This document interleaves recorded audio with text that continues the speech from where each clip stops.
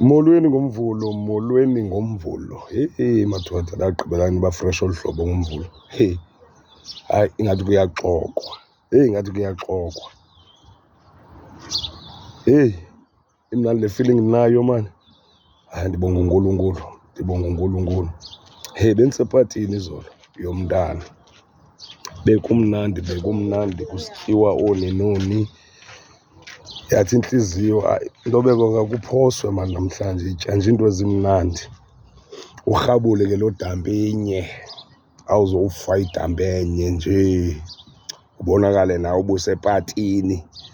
Owu, ndiyambulela uThixo bafethu, bendisoloko ndiyinto eqala iveki ndigxokogxoko, ndiyorikhavarisha ngoolwezithathu sekuqala enye iweekend.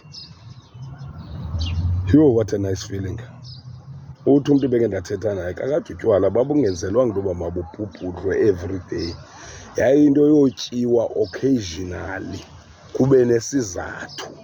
Nawe ujonge imeko yakho into yoba ithini imeko yam kule veki, ndiye kangakanani kule bhekile. Kodwa ke asikho apho mani, sibe neveki entle sonke bafethu.